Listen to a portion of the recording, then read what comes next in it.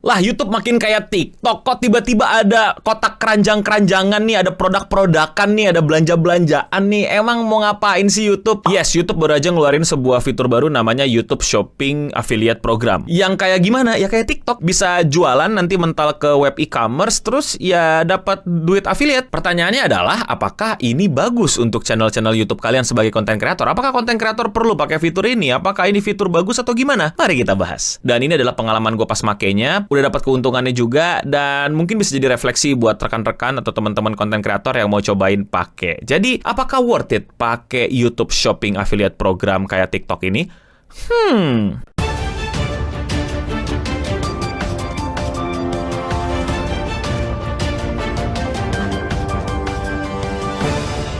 Gampangnya kayak gimana sih program baru ini? Gampangnya ya kayak TikTok beneran. Dari tadi tuh gue ngomong TikTok tuh bukan buat ngeledek atau gimana, tapi memang paling gampang menjelaskannya adalah apa yang selama ini rekan-rekan temukan pada saat rekan-rekan mungkin scrolling TikTok, terus ada keranjang kuningnya, terus pas diklik tiba-tiba jualan pulpen, kaos, celana dalam isi 4, raket tikus, apalagi sih kok raket tikus? Raket tikus apaan no? Ya pokoknya barang-barang yang dijual di dalam sebuah video, dan kalau kalian klik, kalian akan mental ke sebuah e-commerce, terus kalian akan beli, terus ya udah nyampe deh barangnya. Atau juga kadang-kadang fitur ini keluar pada saat lagi live streaming. Wah, tahun lalu tuh rame banget kan ya orang pada live streaming di TikTok. Jualan ini, Kak, lihat keranjang nomor 14, Kak, lihat keranjang nomor 15, Kak, lihat keranjang lu, Kak, lihat mata keranjang. Nggak lucu, no, maaf. Pokoknya bahkan sebuah fitur yang bahkan memanfaatkan live streaming untuk jualan. Dan ya, di YouTube sekarang udah bisa kayak gitu. Syaratnya juga gampang banget kok. Asalkan kalian udah punya 10.000 subscribers, dan kalian channelnya itu bukan made for kids, dan bukan channel-channel musik. Jadi buat kalian yang udah daftar channel musik, maaf, nggak bisa pakai kayak gini, udah fokus nyanyi aja. Padahal menurut gue ini menarik loh, kalau misalnya itu channel musik dan udah keluar kayak album ada fisiknya gitu kan, langsung bisa taruh bawah ya. Menarik nggak sih? Tapi ya, entah kenapa kalau kalian udah ada gambar logo musik di samping channelnya, kalian nggak bisa punya fitur kayak gini. Tentu saja yang udah pasti banget adalah di short. Jadi kalau kalian lagi scrolling short, tahu-tahu itu ada keranjang ya, ada produk yang bisa kalian cek. Terus di live streaming ya. Jadi kalau kalian lakuin live streaming itu di bawahnya nanti akan ada kayak produk yang ngasih tahu ada ini, ada ini, ada ini, bisa dibeli, bisa di check out dan lain-lain. Dan tentu saja di video biasa kayak gini yang horizontal, yang VOD, dan gue akan praktekkan langsung nih, dan juga bisa belajar bareng. Dan kalau mau dibelanjain pun terserah, nggak mau dibelanjain pun juga bebas. Nah, di video yang sekarang kalian bisa lihat di bawah nih ada produk nih ya. Ini produk buku gue sendiri, jadi yang reseller-resellernya gue cari random, dan kalian klik nanti akan mental ke e-commerce-nya, kalian lakukan pembayaran, dan ya udah kalian bisa beli. Ya ini buku bagaimana sosial media bisa menghancurkanmu. Ya kalau kalian mau belajar tentang bagaimana sih sosial media sekarang bekerja di dunia kita dan memahaminya lebih dalam, kalian bisa cek, kalian bisa check out. Kalau kalian nggak mau check out cuman buat ngecek fiturnya doang ya juga silahkan, tapi ini sebagai contoh, dan siapa tahu ada juga yang mau beli. Jadi ya either way nggak masalah buat gue. Terima kasih kalau kalian udah mau beli buku gue lah. Tapi seperti yang kalian lihat di video kayak gini, itu tuh fiturnya lumayan unik, sama di live streaming juga bisa ya, yaitu keluarnya pada detik-detik tertentu, nggak di seluruh video, dan bisa juga jadi udah hilang kalau kalian nggak balik ke detik yang sebelumnya. Jadi penempatannya itu bisa menarik. Jadi kayak penempatan sponsor atau mid-roll ad yang mungkin sesekali udah kalian lihat di video gue juga, beberapa juga ada di tengah-tengah video tiba-tiba kok ada video sponsor dan lain-lain. Jadi ini kayak gitu juga. Jadi menurut gue pas banget dan menarik banget buat kalian para konten kreator yang suka ngebahas video-video panjang. Biar di tengah-tengahnya ada ads, kalaupun nggak ada ads bisa pakai affiliate. Jadi lumayan kan orang-orang bisa support kalian dari duit affiliate, dan penempatannya juga cocok banget, udah kayak penempatan ads. Yang jujur menarik banget buat gua pakai ke depannya. Tapi gua masih belum nemuin formulanya yang buat gua sendiri nih. Tapi setidaknya secara fitur udah menarik untuk gua coba. Nah, yang tadi itu bagaimana contohnya, dan mungkin kalian tadi juga udah nyobain tuh gimana kliknya, terus mental gimana, di PC gimana, di handphone gimana.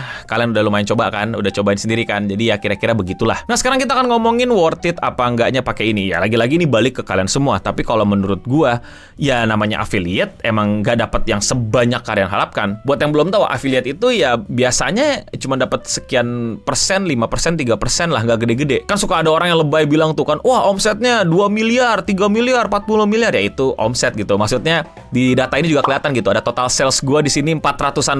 Ya maksudnya total orang beli barangnya gitu, $400-an, atau kalau dirupiahkan segini. Tapi bukan berarti gua sebagai yang ikut program affiliate dapat 400 sekian dolar atau rupiah tersebut. Yang gue dapatkan yang di sebelahnya di estimated revenue, yaitu gue dapat sekitar $18, atau kalau dirupiahkan segini. Iya, gue cuma dapat sekitar berapa persen tuh ya, 1-2-5% lah dari total penjualan. Ini kan ekonomi sederhana ya, omset tuh bukan total bersih gitu loh. Jadi otomatis semakin banyak yang beli, semakin banyak dapat duit affiliate. Dalam satu kali live streaming gue mendapatkan 55 order, dan yang ngeklik produk gue itu sekitar 600 orang. Jadi dia klik doang, belum tentu beli. Yang beneran beli ada 55 orang. Ya kira-kira di bawah 10% lah ya conversion rate-nya dari orang yang udah beli produk gua. Untuk dapetin $18 sehari, itu buat gua lumayan banget ya. Pertanyaannya adalah, apakah kalian bisa mendapatkan $18 setiap harinya setiap live streaming? Nah, atau setiap kalian upload konten. Nah, ini balik ke kalian yang punya brand, kalian sebagai content creator, dan kalian yang punya audience. Ingat, contoh tadi gue bisa dapetin $18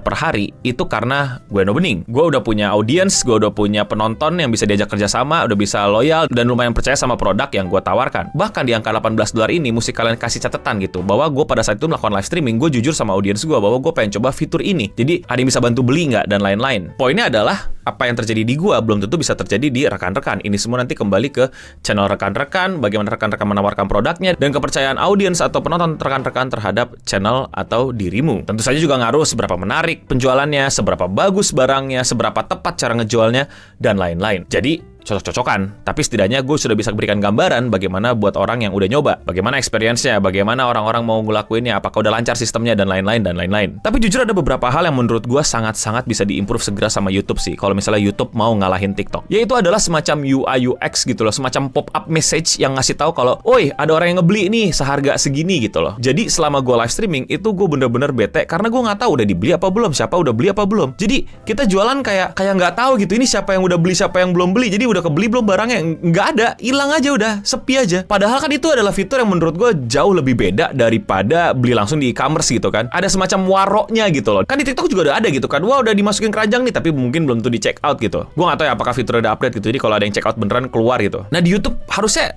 dibuat segera sih gitu, kayak wah udah ada yang check out gitu, wah udah ada yang sales gitu, terus keluar namanya. Kan kalau di warok gitu ya, dan apalagi pada saat live streaming ya, lu bayangin deh, itu pasti kan relation antara penonton sama kreator kan jadi lebih intens dan jadi lebih rewarding gitu. Kalau gue beli barang dia di warok nih, gue sama streamers, lumayan banget kan, jadi nambah lebih imersif kan. Dan gue sotoy aja ya, mungkin gue keliru, mungkin teman-teman programming jauh lebih tahu, tapi menurut gue kalau sharing API bisa dong harusnya ya, kayak kasih tahu udah ada yang check out gitu, terus disinyal balik gitu kan, ada yang check out nih, ceting gitu, keluar pop-up message-nya gitu. Gampangnya ya, kayak Saweria, gue udah bilang kan, kayak Saweria, ada orang ngedonate cuma 10.000, bayangin, keluar duitnya cuma 10.000 aja, jauh lebih di warok.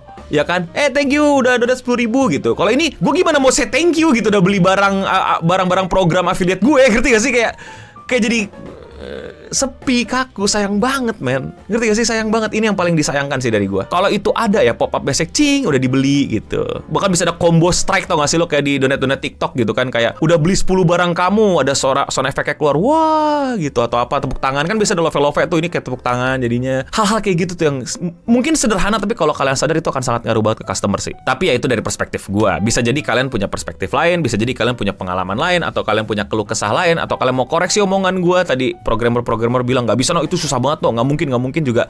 Silahkan kalian tuliskan keluh kesah kalian di kolom komentar di bawah. Kalau kalian suka sama pembahasan dunia sosial media kayak gini dan kalian mau support gua, lakuin dengan sesimpel klik tombol subscribe di bawah. Dan ya, sekian seputar internet untuk episode kali ini. Gue No Bening pamit undur diri, dan untuk kita semua, stay clean and sound.